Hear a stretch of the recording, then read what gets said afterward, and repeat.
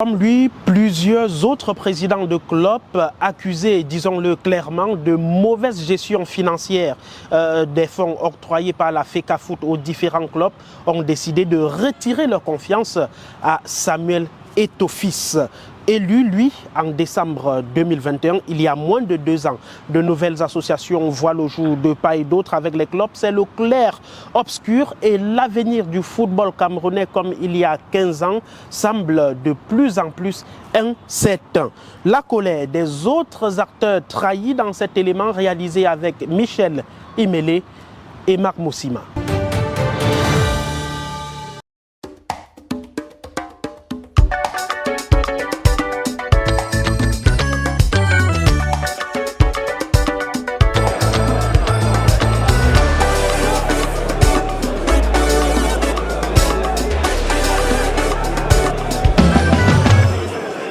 Nous sommes en train de vivre dans ce championnat, ça va s'arrêter.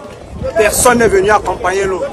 Nous sommes là, nous investissons énormément d'argent, mais on ne peut pas choisir dans un championnat les équipes qui vont monter.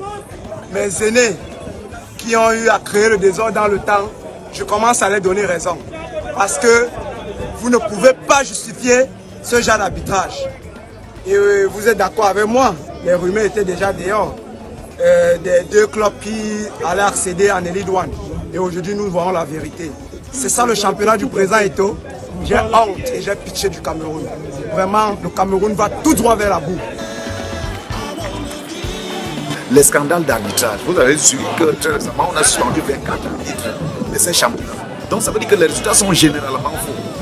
Vous avez entendu qu'il y a des procédures apparemment contre certains présidents de clubs qui vendent les matchs et qui parient sur leur match. Donc en réalité, on s'est retrouvé avec un championnat qui était faux du début à la fin. Il en est de la Ligue 1 comme de la Ligue 2.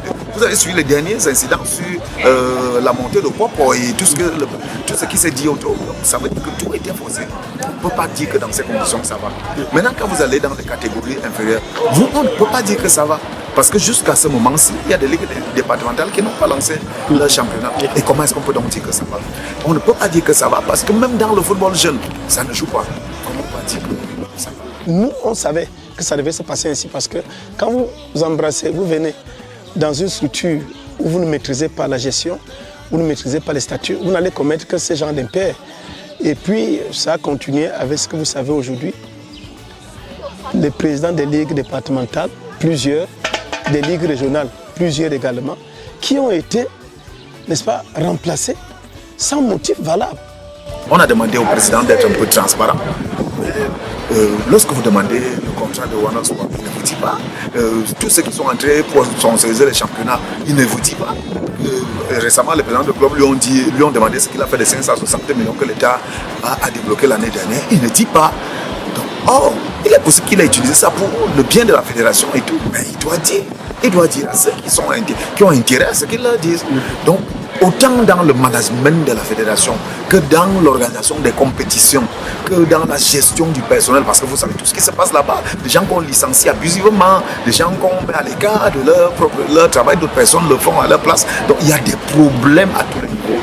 Et je crois que le président, finalement, est une grosse déception pour nous qui avons placé des espoirs en lui.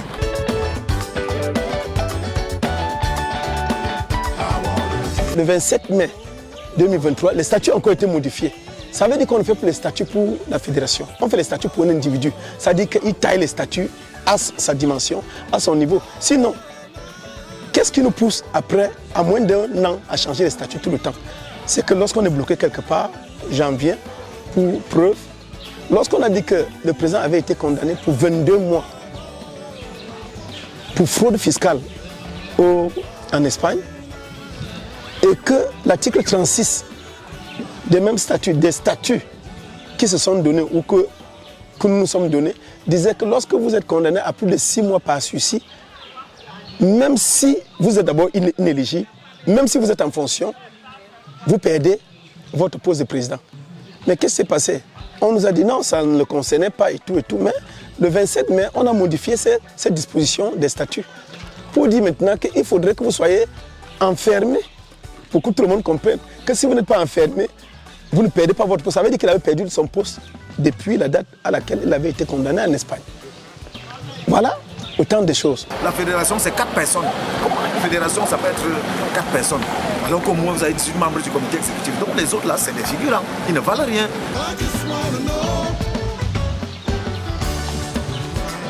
La Fédération camerounaise de football est en faillite. C'est la première fois, il faut qu'on se le dise, que la Fédération fait des prêts, emprunte l'argent dans des banques. Mais vous savez, cette affaire a commencé avec un budget. Une fédération qui a fonctionné sans budget. La CIFAC l'a réclamé.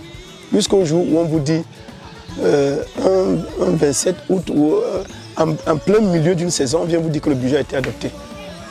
Mais les dépenses qui ont été faites avant ont été faites sur quelle base? La même fédération que nous sommes a emprunté, je crois, ou plus de 2 milliards à l'État du Cameroun. Et au moins ce que l'État du Cameroun avait donné pour deadline le 31 décembre 2022. Nous sommes aujourd'hui pratiquement en août. Cet argent n'est pas remboursé. Comment ils font maintenant pour que, après un an, que One Sport n'a pas. Et où est le bus qu'ils nous ont promis? Est-ce qu'ils ont donné les milliards qu'ils ont promis? Est-ce que ainsi de suite? Bon, maintenant, je ne sais pas si vous comprenez un peu. Tout ça est tellement tatillon que le président y est pour beaucoup parce que il est trop présent, il est trop présent. Il veut gérer. Oh, moi je crois que, et je l'avais dit dès le départ, le président n'avait pas les outils pour gérer. Il a, comment je peux dire ça, c'est une forte personnalité. C'est pour moi, c'était un outil marketing. Et c'est quelqu'un qui connaît le foot. C'est-à-dire qu'il aurait pu avoir de grosses idées sur le foot. Il dit, bon, pour le football jeune, je veux que ça se passe comme ça. Maintenant, il devait avoir des techniciens qui matérialisent ses pensées. Bon, comme lui, il voulait penser et matérialiser en même temps, je crois que c'est ça qui est le problème. C'est là où il a raté le coach. Donc il s'est entouré de quelques vuvuzelas là qui lui disent qu'il est très beau et tout et tout. On ne peut pas partir sur ce genre de choses, dire au président que tu as toujours raison, tu vas le neutraliser, lui c'est qui, machin, tout et tout ça comme ça. Donc le président est en plus, j'ai l'impression que le président n'aime pas la contradiction. Il n'aime pas la contradiction.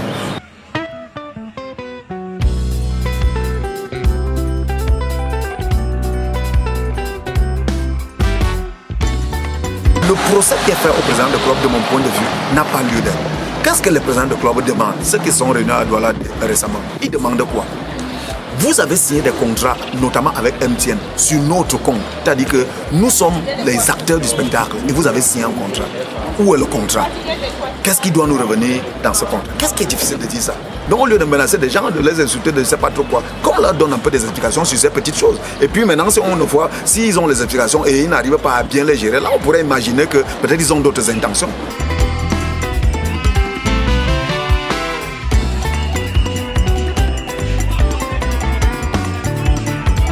Je crois que le président s'est mis en difficulté lui. Il s'est mis en difficulté lui-même et je doute qu'il puisse s'en sortir. Il y a beaucoup de procédures contre lui, qui le visent personnellement. Donc je crois que le président, son avenir est en pointillé. Dans cette, je dis en pointillé, ce n'est pas que c'est fini, je dis que c'est en pointillé. Ça veut dire que ça peut redevenir une ligne normale, mais c'est vraiment en pointillé. Ça, c'est mon. Et comment ça peut redevenir? Comment faire pour retrouver la ligne normale? Je crois qu'il ne peut pas. Il ne peut même pas retrouver la ligne normale parce que son caractère, c'est que c'est un jusqu'au boutiste. Donc c'est quelqu'un qui ne sait pas s'arrêter sur quelque chose. Et c'est quelqu'un, de mon point de vue, qui manque un peu d'humilité. Donc il ne sait pas reconnaître que là j'ai fait faux, là j'ai mal fait.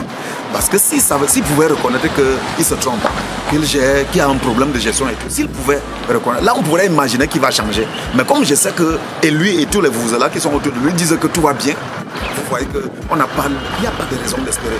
La plupart des Camerounais, dans un premier temps, doivent comprendre que lorsque vous aimez un enfant, il ne faudrait pas que lorsqu'il échoue à un examen, comme les enfants sont en train de jubiler pour le bac partout, que vous applaudissiez parce que vous l'aimez. Il faudrait dire à l'enfant de reprendre la classe et de s'appliquer. Ça, c'est ce qui est important. Et lorsque je l'ai dit, ça voudrait dire que le président d'Africa Foot aujourd'hui a été aimé comme bon joueur. Moi-même, je l'ai toujours adulé comme un bon joueur, puisque j'en ai formé plein qui ont joué avec lui. Mais je lui avais dit, tu n'es pas à ta place. Ta place, ce n'est pas être dirigeant. Il n'est pas à sa place. C'est ça la solution du football aujourd'hui.